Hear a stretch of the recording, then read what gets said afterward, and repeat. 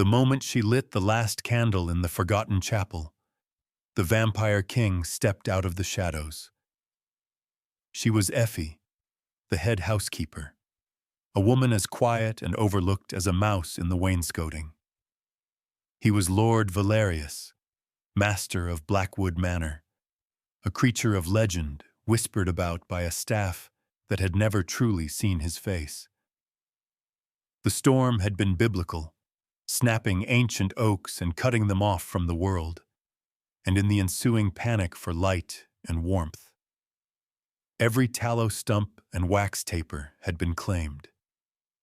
Every one but this one, the one Effie had saved for a place no one else ever entered. But what no one knew was that this single, steady flame, offered not in fear but in simple reverence for a place of memory, was the first warmth to touch his frozen heart. Fought. In 500 years, if you believe that the quietest acts of compassion can reach across the chasm of centuries, type kindness below. And let me tell you what happened next. To understand how she got there, you need to know that Effie arrived at Blackwood Manor under a cloud of her own. She was diligent, her hands never still, her eyes missing no speck of dust, but she carried the ghost of a past failure. At her last post, a fire had consumed the nursery wing, and though she was cleared of any wrongdoing, the whispers followed her. Unlucky Effie, careless Effie, a woman who couldn't be trusted with what was precious. So she learned to make herself small, to be invaluable in her duties, but invisible in her presence. Blackwood Manor was a place that encouraged invisibility. It was a Gothic sprawl of gray stone and skeletal towers that clawed at a perpetually overcast sky. Inside, the silence was a physical weight. Footsteps were swallowed by thick Aubusson carpets. Voices were muffled by heavy velvet draperies, and the air itself seemed ancient and undisturbed. The master, Lord Valerius, was more myth than man. He was a name on the accounts, a rare, low command issued from the shadows of his study, a fleeting silhouette against a high window at dusk. The staff, a collection of timid souls and hardened gossips, moved through the house with a practiced hush. They spoke of the master's strange habits, his nocturnal hours, his aversion to sunlight, the unnatural chill that seemed to cling to the corridors he frequented. They never saw him eat. They only knew that his presence was an immense, cold pressure at the heart of the great house. Effie, however, felt something else beneath the fear. She felt a profound and abiding sorrow. It was in the dust motes dancing in the slivers of moonlight, in the scent of dried roses and decaying paper that clung to the abandoned west wing. It was the ache of a place that had been without genuine life for a very, very long time. Then the storm came. It arrived without warning, a furious assault of wind and rain that felt like the sky itself was trying to tear the manor from its foundations. Trees fell, blocking the long drive. The power, a new and fickle convenience from the city, died instantly. The manor was plunged into a primal darkness, punctuated only by the terrifying flashes of lightning that illuminated the grounds in stark, skeletal detail. Panic, a scurrying, selfish thing, took hold of the staff. Candles were hoarded. The butler, Mr. Finch, a man whose authority was built on a foundation of meticulously polished silver and fear, secured the main stock for the grand hall and his own quarters. The cook and her maids squabbled over the kitchen supply. No one thought of the house as a whole. They thought only of their own small circles of light. Effie did not panic. Methodically, she moved through the darkness. She secured the shutters rattling in their frames. She placed buckets under the new leaks that sprung in the servants' hall. And with a small, protected lantern, she conducted her own inventory of the manor's emergency supplies. In a forgotten linen press, tucked away behind stacks of yellowed tablecloths, she found a single, slender candle. It was not tallow. It was beeswax, pure and pale, smelling faintly of honey and summer fields. A votive candle, likely left over from the last time the old chapel had been used, decades ago. Holding it, Effie felt a pang of something sharp and clear through the chaos. While the others fought for light to push back their own fear, this one candle felt different. It felt like it was meant for something else. Not for a crowded kitchen or a drafty hallway, but for a place of quiet contemplation. The West Wing was forbidden. Mr. Finch had made that clear on her first day. The master's private history, he'd sniffed, as if history were a contagion. It is to be left undisturbed.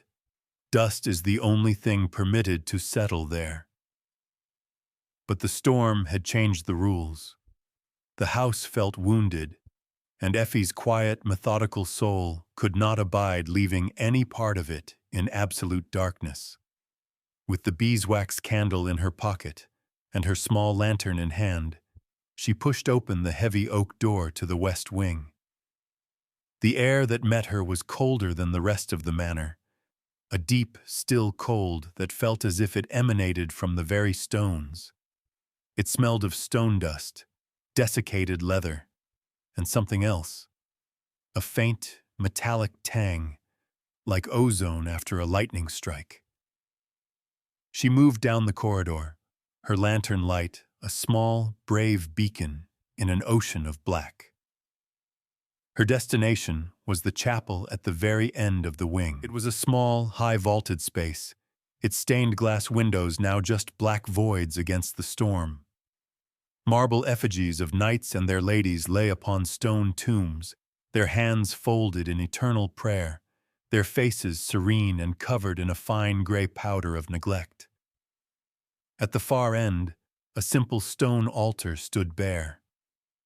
This, Effie thought, was the heart of the manor's sorrow, a place of family, of memory, now abandoned to darkness and decay. It felt deeply wrong. Using a soft cloth from her apron, she gently wiped the dust from the surface of the altar. She cleared away a single mummified spider. Then she took out the beeswax candle. She produced a match from a small tin, struck it against the stone, and shielded the tiny flame with her cupped hand. She touched it to the wick. The single golden flame bloomed in the immense darkness. It was not a large light, but it was pure. It threw the carved faces of the effigies into soft relief, making them look less like stone and more like sleeping souls. The scent of melting beeswax filled the cold air, a sweet, clean fragrance that was the opposite of the decay surrounding it. Effie stood back, her work done. It was a small, almost pointless gesture. No one would see it. No one would know. But it felt right. It felt like a quiet vigil kept against the storm, a small offering of respect to the long dead and the long grieving. She was not alone. A subtle shift in the air, a deepening of the chill behind her, made the hairs on her arms stand on end. The shadows in the corner near the dais, which she had assumed were just the natural architecture of the room, seemed to coalesce, to darken, to pull together into a single, towering form. He stepped forward, not with a sound, but with a sudden presence that displaced the very air. Lord Valerius. He was impossibly tall, dressed in severe, dark clothing that seemed woven from the night itself. His face in the flickering candlelight was a masterpiece of aristocratic beauty and terrifying stillness. High cheekbones, a strong jaw, a mouth that looked as if it had never known a smile. And his eyes, they were not black. They were a deep, luminous crimson, like embers glowing in the heart of a dying fire. Effie's heart hammered against her ribs. a frantic bird trapped in a cage. The stories, the whispers, they were all true. The inhuman cold, the predatory grace. He was not just a reclusive lord. He was something other, something ancient and dangerous. She should have been terrified. She should have screamed, or fled, or fainted. She did none of these things. She simply stood her ground, her hands clasped at her waist, and watched him. He moved from the dais toward the altar, his steps utterly silent on the stone floor. The candle flame guttered violently as he passed, as if in the grip of a phantom wind. His gaze was not on her, but on the single point of light she had created. He stopped before the altar, looking down at the flame, his expression unreadable. For a long moment, the only sounds were the distant howl of the wind and the frantic beat of Effie's own heart. He seemed to be absorbing the sight, the scent of the beeswax, the simple, profound fact of this light in this place. Then, slowly, he lifted his gaze from the candle and fixed it on her. The full force of those crimson eyes was like a physical blow. They were not just looking at her. They were looking into her, stripping away the drab housekeeper's uniform, the quiet demeanor, the carefully constructed invisibility. It was the most terrifying and exhilarating thing she had ever experienced, to be so completely and utterly seen. His voice, when it came, was a low, resonant baritone, like the tolling of a distant bell. It was impossibly old. "Why?" he asked. The single word held the weight of centuries of silence. Effie found her own voice, surprised at how steady it was. "Every other light was for the living, my lord," she said simply. "I thought one should be for the memory of the dead." His stillness was absolute. He didn't blink. He barely seemed to breathe. He was studying her, his head tilted slightly, like a hawk observing some strange new creature. He was seeing the woman who, in the midst of chaos and fear, thought not of herself, but of a forgotten chapel. The woman who brought light not for comfort, but for reverence. Another long silence stretched between them. Then he gave a single, almost imperceptible nod. "From now on," he said, his voice a silken command, "you will tend to the West Wing. Only you. You will be its keeper." And with that, he turned and dissolved back into the shadows from whence he came, leaving Effie alone with the single brave flame, the scent of beeswax, and the chilling, thrilling knowledge that her life had just irrevocably changed. The next morning, the storm had passed, leaving a world washed clean and glittering under a pale sun. The staff emerged, haggard and bleary-eyed, to assess the damage. But the primary topic of gossip was not the fallen trees or the leaking roof. It was the master's new decree. Mr. Finch delivered it with a sour twist to his lips. Effie was to be relieved of all her other duties. She was to move into the small suite of rooms adjoining the West Wing library. Her sole responsibility was now the preservation and care of the entire forbidden section of the manor. The other servants stared at her, a mixture of fear and suspicion in their eyes. What had she done? What had she seen in the darkness? She had been singled out by the monster in the attic, and it marked her as something strange and untouchable. They gave her a wide berth as she packed her few belongings, their whispers following her like the rustle of dry leaves. Effie felt their ostracism like a familiar cloak. She was once again the outsider, the woman touched by misfortune. But this time, it felt different. It was not a mark of failure, but a mark of something else. A purpose. Her new rooms were Spartan but comfortable. They smelled of old paper and lemon oil. A small fire had been laid in the grate, and it was burning brightly, a cheerful defiance to the chill that seemed to seep from the adjoining wing. From her window, she could see the overgrown gardens and the crumbling stone wall that enclosed the family crypt. For the first few days, she saw no one. Her meals appeared on a tray outside her door, left by a housemaid who would knock once and then practically run down the corridor. She spent her time exploring her new domain. The West Wing was a labyrinth of forgotten spaces, a music room with a dust-shrouded harp, its strings long silent, a ballroom where the ghosts of waltzes seemed to linger in the air. And the library. The library was the heart of the wing.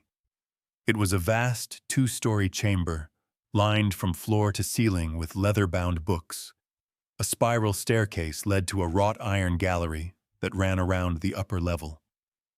In the center of the room was a massive oak table, its surface clear save for a single heavy silver inkstand. The air was thick with the scent of aging paper and leather, a smell Effie found deeply comforting. She began her work methodically, as was her nature. She started with cleaning, dusting the shelves, polishing the wood, carefully wiping the spines of books that had not been touched in generations. She worked in silence, her only company the house itself. She felt him long before she saw him again. A drop in temperature, a sudden stillness in the air, the way the shadows in the corners of the room seemed to deepen and stretch. She would be on a ladder, reaching for a high shelf, and know with absolute certainty that he was in the room with her, watching from the darkness of the gallery above. She never acknowledged it. She simply continued her work, her movements calm and deliberate. She would not give him the satisfaction of her fear. More than that, she sensed he wasn't there to frighten her. He was observing, studying. One evening, a week into her new duties, he finally spoke. She was carefully cataloging a set of leather-bound ledgers at the great table, the only light coming from a candelabra she had brought from her room. "You are not afraid of the dark," he stated. It was not a question. She looked up, her gaze meeting his across the expanse of the room. He stood near the fireplace, one hand resting on the marble mantelpiece. The firelight cast flickering highlights on his pale skin and caught the crimson depths of his eyes. "Darkness is just the absence of light, my lord," she replied, her voice soft but clear. "It is what hides in it that people fear. I have found nothing to fear in your house." A flicker of something, surprise, interest, passed across his impassive features. He glided closer, his movement as fluid and silent as smoke. He stopped on the other side of the table, his long, elegant fingers tracing the tooling on the spine of a book. "My staff would disagree with you," he murmured, his voice a low vibration that she felt in her bones. "They see monsters in every shadow." "They see what they expect to see," Effie said, her courage surprising her. "They listen to whispers and old tales. I prefer to trust my own eyes." He held her gaze for a long moment, an unnerving, penetrating stare that seemed to last an eternity. Then he gestured to the stacks of journals and boxes of letters that filled the shelves. "This is why I brought you here," he said, his tone shifting from observation to command. "This is not about dust and polish. This is a tomb of memory, my memory, and it is failing me." This was the revelation, the true reason she was here. He explained in sparse, weighted sentences that he was searching for something, a detail, a name, a place. Something lost in the fog of centuries. He spoke of his mortal family, the ones whose effigies lay in the chapel. He spoke of his wife, Iona, and the circumstances of her death. A plague, he said, had swept through the valley, but the details were blurred. Time, he explained, was a cruel thief for immortals. It did not erase the great painful landmarks of memory, but it stole the small, soft details, leaving only the jagged edges of grief. I can no longer see her face clearly in my mind, he confessed, and the admission was a crack in his marble facade, a glimpse of the profound agony beneath.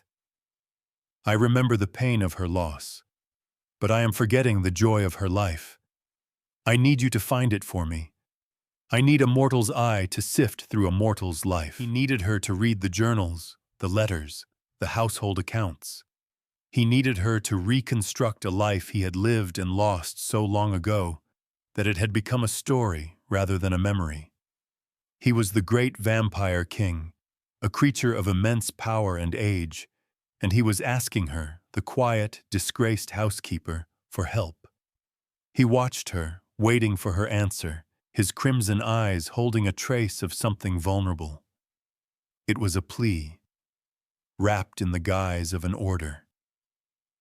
Effie looked from his haunted face to the shelves groaning with the weight of a forgotten life. She thought of her own losses, the memories she clung to so fiercely, terrified they would fade with time. She understood this ache. She understood this fear. Her own grief, which she had carried in silence for so long, suddenly felt less like a burden and more like a bridge. It connected her to this lonely, ancient creature in a way that defied logic and fear. "I will help you," she said. He had brought her into his world of shadows and forgotten history, revealing a pain so deep it had lasted for centuries. He was asking her to be his eyes, his memory. It was an impossible, terrifying task. Would you have stayed when you learned the truth of his sorrow? Tell me in the comments, and if you are not subscribed yet, join this family. And so their strange partnership began. The days were Effie's, to clean and organize, to bring order to the chaos of centuries. But the nights belonged to him. He would appear as dusk bled into the sky, a silent presence in the deepening shadows of the library. Effie would have a fire lit and candles burning on the great table. She would choose a journal or a bundle of letters, and she would begin to read. Her voice, clear and steady, filled the vast, silent room. She read of harvests and changing seasons, of births and birthdays, of court gossip and local politics. She read recipes and poems, business dealings and declarations of love. She became the narrator of his own lost life. At first, he would remain in the shadows, a still, dark figure by the hearth or in the gallery above. He never interrupted. He simply listened. His unnerving stillness a testament to his focus. Effie learned to feel his reactions in the subtle shifts of the atmosphere, a deepening of the cold when she read of an illness, a strange electrical hum in the air when she read a passage of particular joy. Slowly, he began to move closer. Night after night, his position shifted, from the distant shadows to a high-backed chair across the great table from her. He sat in the penumbra, just beyond the main circle of candlelight, his features half obscured, his crimson eyes like twin embers in the gloom. She was reading from his wife's personal journal one evening. Iona's script was a delicate, flowing thing, full of life and wit. She wrote of their courtship, of his intensity, of the way he looked at her as if she were the only person in the world. Effie read aloud. He does not laugh often, but when he does, it is a sound like the breaking of ice in a spring river. It is a rare and precious thing, and I find I am becoming a great fool in my attempts to hear it. From across the table there was a sound, a low, rough exhalation. Effie looked up. Valerius was leaning forward, his face in the full candlelight. An expression of such profound, wrenching pain was etched upon his features that it stole her breath. It was the face of a man seeing a ghost. "I had forgotten that," he whispered, his voice raw. "I had forgotten that I ever laughed at all." In that moment, he was not a monster. He was not a fearsome lord. He was just a man, drowning in a sea of grief so vast it had washed away all memory of the shore. Effie's heart ached for him. "Tell me about her," she said softly, closing the journal. It was the first time she had initiated a conversation that was not about her duties. He was silent for a long time. Then, haltingly, he began to speak. He told her small things. That Iona loved the scent of rain on dry earth. That she had a terrible singing voice but sang anyway, with great passion. That she had a streak of mischief and once put a frog in her father's boot. As he spoke, the cold in the room seemed to recede, just a little. The shadows seemed less menacing. He was rebuilding his wife from the fragments Effie was giving him, and in doing so he was rebuilding a part of himself. Their nights fell into a new rhythm. She would read, and he would listen. Then she would ask, and he would remember. They were two lonely souls, sitting together in the candlelight, piecing together a life that had been shattered by time and sorrow. Small intimacies began to bloom in the silence between them. One night, the fire died down, and a draft snaked through the room. Effie shivered, pulling her shawl tighter. A moment later, a heavy wool blanket, soft as down, was draped over her shoulders. She looked up to find him standing behind her chair, his presence immense and protective. His fingers had not brushed her skin, but she felt the ghost of their chilling touch. Another time she was struggling with the stiff, wax seal on a bundle of letters. Her fingers were clumsy, and she let out a small sigh of frustration. A long, pale hand reached into the light. His fingers, impossibly strong yet delicate, broke the seal with a single, precise movement. He pushed the letters toward her, his hand lingering for a fraction of a second near hers on the table. The air between them crackled. She discovered he had a dry, mordant wit. While reading a particularly pompous letter from a rival lord, she glanced up to see the corner of his mouth twitch in a faint, ironic smile. The sight was so unexpected, so human, that she smiled back. For a brief, suspended moment, they were not master and servant, not immortal and mortal, but just two people sharing a private joke across the centuries. The library became their sanctuary, a pocket of time carved out of the night. The rest of the manor, with its fearful staff and its heavy silence, ceased to exist for those few hours. There was only the fire, the candlelight, the scent of old books, and their two voices, one reading of the past, the other tentatively reclaiming it. Effie found herself changing. The cloak of invisibility she had worn for so long began to feel heavy and ill-fitting. In his presence, she was not overlooked. She was the focus of his entire formidable attention. He listened to her opinions on the texts, valued her insights. He saw her not as unlucky Effie or the housekeeper, but as the keeper of his most precious possession, his memory. And in being seen by him, she began to see herself differently. The first time he touched her, it was an accident. She was reading a passage from Iona's journal describing a walk in the gardens. Iona wrote of a small, wild rose, a particular shade of blush pink, that grew only in one hidden corner of the estate. Effie, lost in the narrative, reached out to turn the fragile page. At the same instant, he leaned forward, pointing to a word, his finger tracing the script. His fingertip brushed the back of her hand. A shock, cold as ice and sharp as lightning, shot up her arm. It was not a painful sensation, but it was overwhelming. It was the cold of the grave, the cold of a body without a beating heart. And yet, it was not dead. It was vibrant, electric, ancient. She gasped, pulling her hand back as if burned. He froze, his own hand hovering over the book.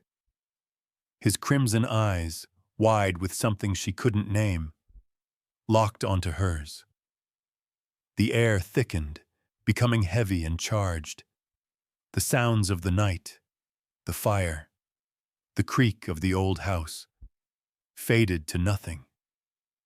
There was only his gaze, the shocking memory of his touch, and the frantic, terrified, exhilarating thunder of her own pulse. "Forgive me," he said, his voice a low rasp. He withdrew his hand, pulling back into the shadows of his chair as if he too had been burned. But the connection had been made. A line had been crossed. The sanctuary of the library was no longer just a place of shared memory. It was now a place of simmering, impossible tension. A place where a single, accidental touch held more power than a shouted declaration.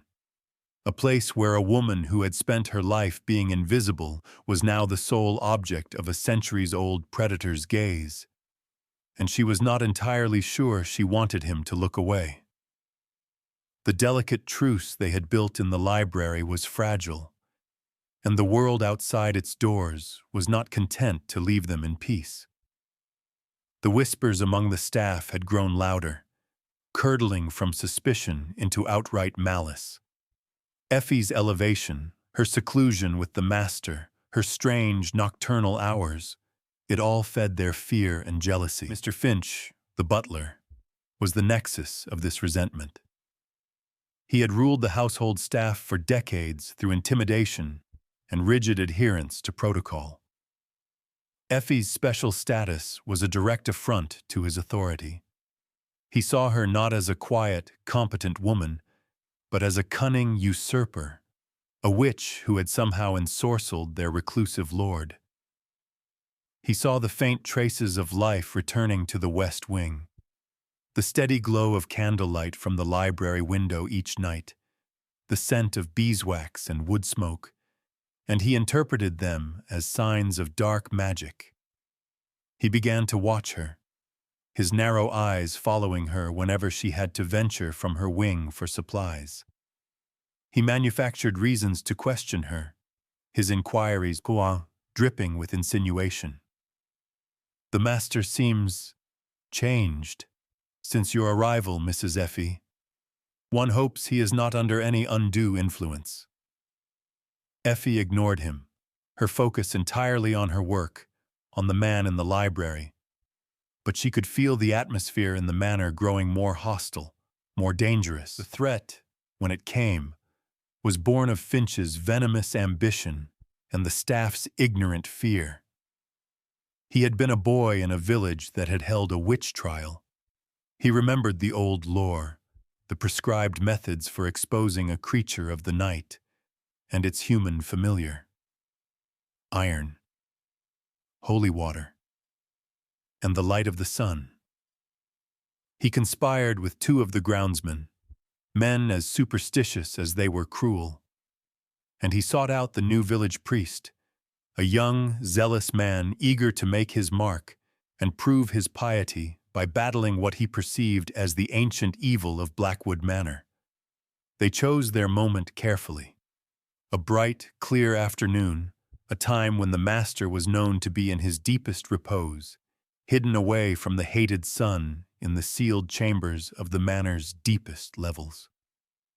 Effie was in the library, taking advantage of the daylight to mend a decaying bookbinding. The room was filled with the soft, hazy light of the afternoon sun, a rare and welcome visitor. She was humming softly to herself, a half-forgotten tune, feeling a sense of peace she hadn't known in years. The sound of heavy, determined footsteps in the corridor broke the quiet. It was wrong. No one ever came to the West Wing. Not during the day. Not ever. The library doors burst open. Mr. Finch stood there, his face a mask of triumphant righteousness. Behind him were the two groundsmen, clutching heavy iron pokers from a downstairs hearth. And between them stood the priest, a silver cross held aloft in one hand and a vial of water in the other. "There she is," Finch declared, his voice ringing with false piety. "The sorceress who holds our master in her thrall." Effie rose slowly from her chair, her heart a cold stone in her chest. She looked at their faces, Finch's smug hatred, the groundsman's brutish fear, the priest's fervent delusion. "What is the meaning of this, Mr. Finch?" she asked, her voice trembling only slightly. "The meaning, woman, is that your time of deceit is over," Finch sneered. "We have come to cleanse this house. We will have the truth from you. What devilry have you used to bewitch him?" The priest stepped forward, splashing water from the vial. "In the name of God, I command you to release the soul of this house from your wicked grasp," he intoned, his voice shaking with a mixture of fear and excitement. Effie stood her ground. She would not be cowed. She would not let them see her fear. "There is no devilry here," she said, her voice gaining strength. "Only memory and sadness. You are desecrating a place of peace." "Lies!" Finch shouted, taking a step into the room. "Seize her! We will drag her into the sun. The light will burn away her master's influence." The groundsmen advanced, their iron pokers held out like weapons. Effie backed away, her eyes darting around the room, searching for an escape that wasn't there. She was trapped. And then the room grew cold. It was not the familiar ambient chill of the West Wing. This was a sudden, predatory plunge in temperature. A cold so profound it felt like the sun had been extinguished. The light from the high windows seemed to dim, to turn gray and thin. The shadows in the room, which had been pale and sleepy in the afternoon sun, suddenly darkened, thickened, and began to move. They writhed at the edges of the room, pooling in the corners like spilled ink, stretching and climbing the walls like living things. The fire in the hearth went out in a single, sharp hiss, leaving behind a plume of white smoke. A figure emerged from the deep archway that led to the manor's inner sanctums. It was Valerius. He was not supposed to be able to withstand the daylight, even the filtered light of the library. He looked diminished. His skin was unnaturally pale, almost translucent, and there was a tightness around his eyes that spoke of immense strain. But he was there. He was standing, and he was radiating an aura of such ancient, terrifying fury that the air itself seemed to vibrate with it. The priest gasped, stumbling back. The groundsmen froze, their iron pokers suddenly feeling like children's toys. Finch's smug expression dissolved into pure, stark terror. Valerius's crimson eyes were not glowing embers now. They were blazing infernos. They fixed on the men, a look of utter, contemptuous power. He did not raise his voice. He did not need to. His words fell into the frozen silence like shards of ice. "You dare," he breathed, the words more a feeling than a sound. "You dare bring your petty fears and your rusting superstitions into my house, into her presence." The shadows around him surged forward, flowing across the floor. They wrapped around the groundsman's ankles, cold and solid as iron chains. The men cried out, dropping their pokers with a clang and falling to their knees, paralyzed with fear. He turned his gaze to the priest, who was frantically brandishing his cross. "Your faith is a shield against evil, priest," Valerius said, his voice dripping with lethal calm. "But I am not evil. I am merely old, and you have trespassed." The silver cross in the priest's hand began to tarnish, turning black before his horrified eyes. Finally, that burning gaze fell upon Mr. Finch. The butler was shaking uncontrollably, his face the color of ash. "You," Valerius said, and the single word was a death sentence. He glided across the room, covering the distance in a heartbeat, his feet making no sound. He stood before the terrified butler, towering over him. "You speak of influence and deceit. Let us speak of the truth." He raised a hand, not to strike, but as if conducting an orchestra of memory. "You accuse this woman of bringing a shadow upon this house. But you are the one who has lived his life in their shade. You accuse her of carelessness. But I know of another house, an estate called Silverwood, and I know of a fire in the nursery wing." Finch let out a choked sob. "A fire started," Valerius continued, his voice relentless, "by a butler who fell asleep in a drunken stupor with a lit cigar. A butler who let a child perish in the flames, and then laid the blame upon a blameless housekeeper to save his own wretched skin. The truth, spoken aloud in that cold, terrifying voice, hung in the air. Effie stared, her mind reeling. He knew. He had somehow uncovered the truth she had never been able to prove. Valerius looked from the weeping, broken man on the floor to the stunned faces of the priest and the groundsman. "This woman," he said, his voice ringing with absolute authority, his gaze finding Effie across the room, "is under my protection. She is not a servant. She is the chatelaine of Blackwood Manor. She is the keeper of its heart, and she will be shown the respect that title commands. Now get out of my sight." The shadows released their grip. The men scrambled to their feet and fled, Finch stumbling and crawling his way out of the room in his haste. The library was silent again. The daylight seemed to reassert itself, a little warmer now. Valerius stood in the center of the room, the effort of his appearance in the sun clearly taking its toll. He swayed slightly, a hand coming up to brace himself against the table. Effie rushed to his side, her fear for him overriding everything else. She didn't think. She just acted. She put a hand on his arm to steady him. The cold of his skin was a familiar shock, but this time she did not pull away.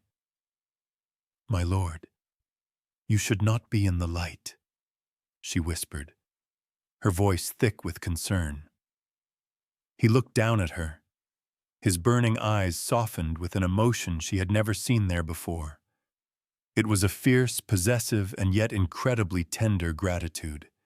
He had faced the sun, his ancient enemy, for her. He had cleared her name and vanquished her ghosts in front of the very people who had scorned her. He had seen her wound, and he had healed it with his own terrible power. "For you, Effie," he said. His voice a low murmur meant only for her. "The sun is a small price." In that moment, standing beside him in the sunlit library, her hand on his arm, she knew she was no longer just the keeper of his memories. She had become a part of his story. A year passed. A year of quiet, steady change. Mr. Finch and the groundsman were dismissed, vanishing into the world beyond Blackwood's gates. A new staff was hired, chosen by Effie for their quiet diligence and lack of superstition. The oppressive fear that had choked the manor for so long began to dissipate, replaced by a calm, respectful peace. Effie was no longer just Effie the housekeeper. She was the chatelaine, the mistress of the house. She moved through its halls with a quiet confidence that was born not of title, but of being truly valued. The staff looked to her for direction, and she gave it with a gentle authority that earned their loyalty. But her true life remained in the West Wing, in the nights spent with him. The library was their world. They had finished reading Iona's journals. Now they read poetry, philosophy, history. He would share his own memories, stories of Rome and Constantinople, of Renaissance courts and lonely windswept battlefields. He unspooled the tapestry of his long, lonely existence for her, and she listened, his sole confidant in all the world. The manor itself seemed to be breathing again.